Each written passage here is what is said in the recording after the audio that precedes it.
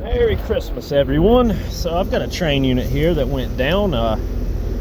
Had a short to ground in it.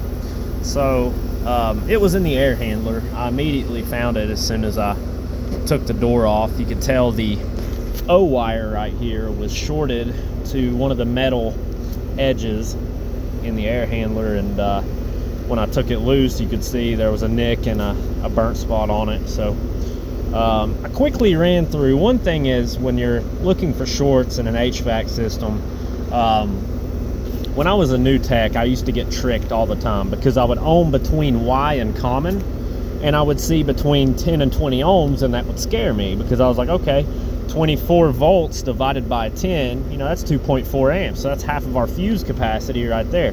But what it is, when you see between 10 or 20 ohms, don't be immediately alarmed, because what you're actually seeing when you do that is you're seeing the coil resistance.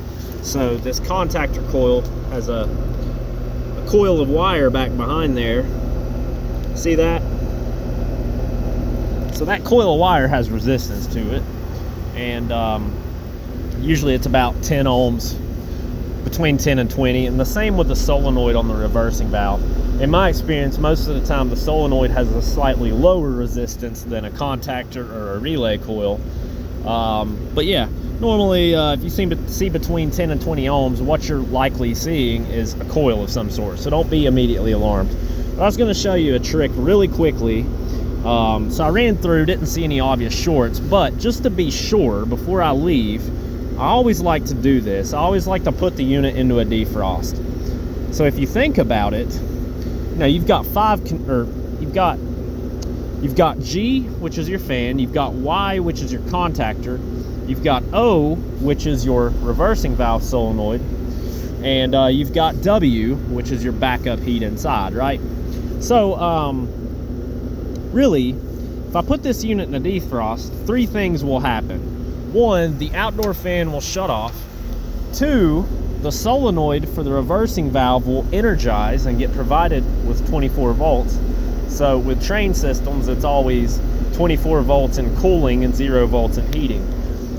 So that would be my O wire. And then also the defrost board will provide a voltage out of this X2 terminal right here, and that will bring on the electric heat inside to reheat the air, so you don't blow cold air on people, because this thing is going to turn into cooling to bring the warm refrigerant outside to thaw the coil out.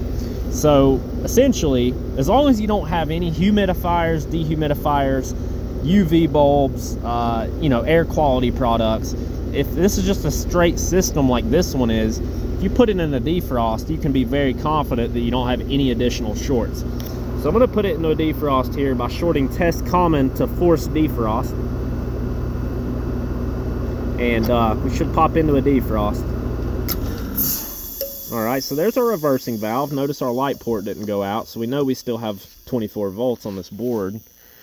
I think this particular defrost board model, there's a slight delay between it entering defrost and bringing the compressor back on.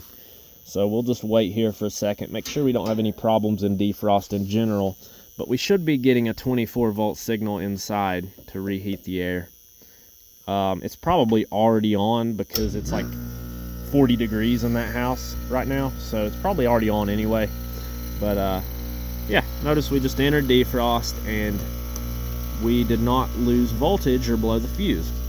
So yeah, like I said, as long as you don't have any additional accessories in the system, this is a very quick way to rule out that we don't have any other low voltage shorts in the circuit. So yeah, thank you for watching.